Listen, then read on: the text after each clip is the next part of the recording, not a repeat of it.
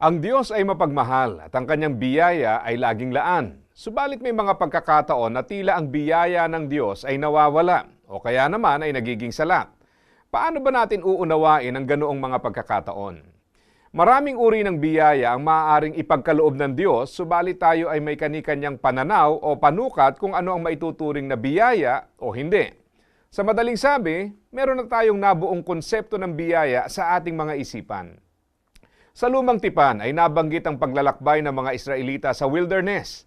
At isa sa mga himala at biyaya ay ang mana na kanilang kinain araw-araw. Isang bagong pagkain ito para sa kanila, kaya noong unang beses nilang makita ay talaga namang nandoon ang pagkamangha at pagpapasalamat.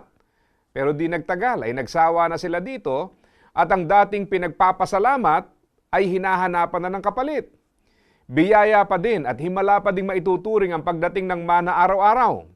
Subalit sa mata ng taong nagsawa, ito ay naging dahilan na ng pagrereklamo at paghahanap ng iba. Nawala na ba ang biyaya?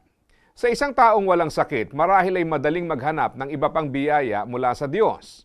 Pero sa isang taong nakaratay sa karamdaman, ang manumbalik lang ang kalusugang nawala ay isa ng malaking biyaya.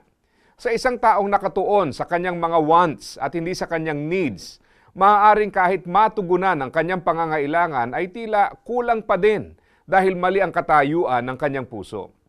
Minsan, ang konsepto din natin ng biyaya ay hinuhubog ng mundo na kung saan kadalasan ang biyaya ay sumasaklaw lamang sa material, pisikal at pinansyal.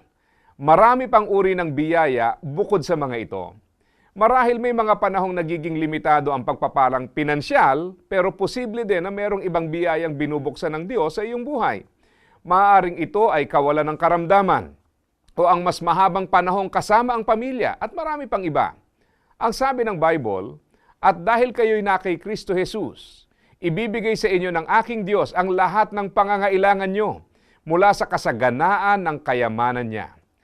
Ang biyaya ng Diyos ay sapat, at ang mga ito ay laging dapat ipagpasalamat. Subalit mahalaga ding itama ang ating puso at buksan ang ating isipan. Marahil, maraming biyaya ang nasa buhay mo na. Pero kung ikaw ay nakatuon sa mga gustong matanggap at hindi sa pangangailangan, ay sadyang makukulangan ka. Kung sinusukat mo din ang pagpapala sa material, pisikal at pinansyal, maaaring may iba ng biyaya sa buhay mo na dumating, pero hindi mo pa rin mapansin dahil sa iba ka nakabaling.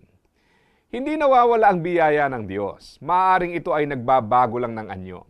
Ito'y laging laan at ang kasaganaan nito ay nasusukat sa ginawa ni Kristo sa krus ng Kalbaryo. Asa ka pa?